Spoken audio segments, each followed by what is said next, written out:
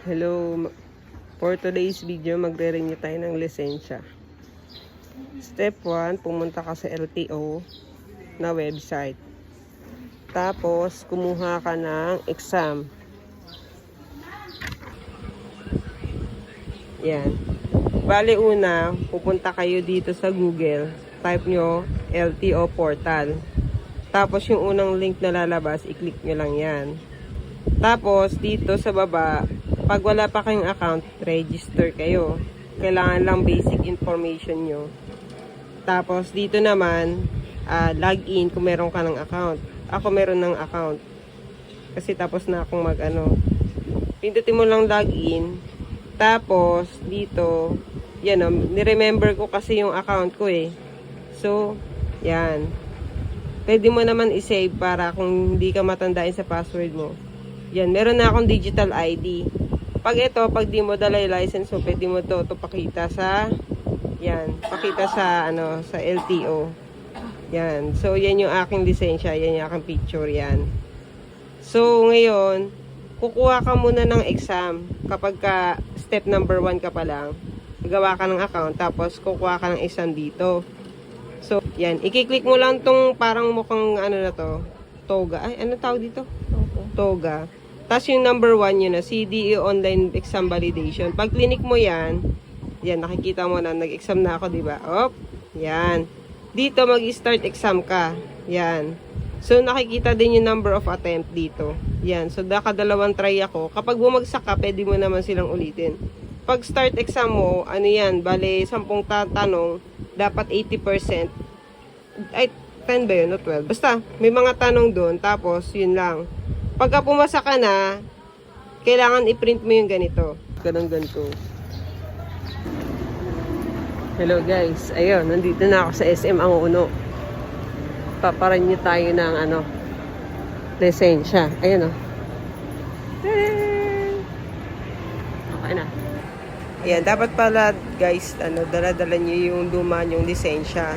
Saka yung mga documents, kagaya nito. Ito pala yung mga other infographics na naka-display dun sa LTO. Post nyo na lang at basahin para meron kayong idea bago kayo pumunta dito. Ayun, pumila na tayo sa window 1. Tapos, in-evaluate ni kuya yung papers ko. Tapos sabi niya, okay, good to go ka na, magpa-medical ka na. Ito tayo sa kabilang, medical. Dito, yan. Magkano kayo medical?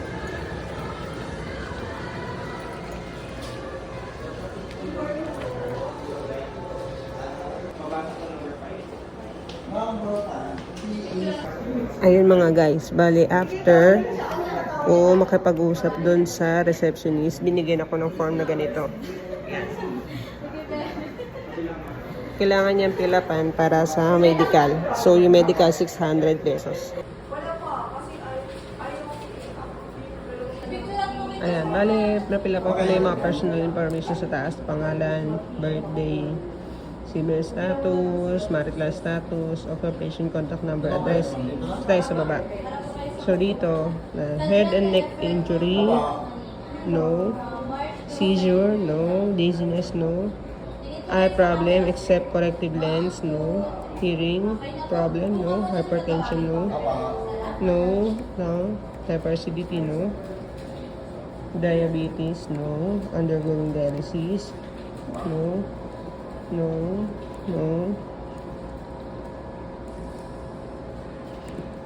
Wala naman tayo ganyan. If yes, ganyan.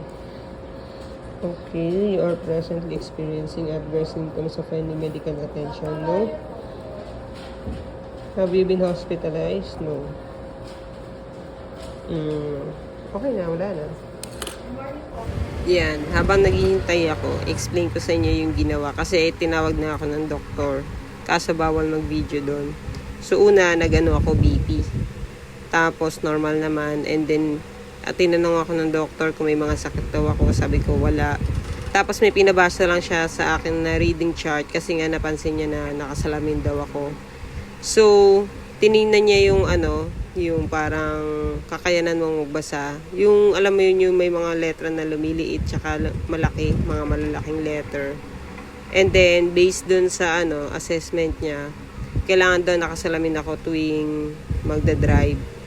Yun. So, habang naghihintay ako, yun muna ang update. Thank you. After 10 minutes, yan, nakuha ko na yung medical certificate natin. Mabilis lang naman.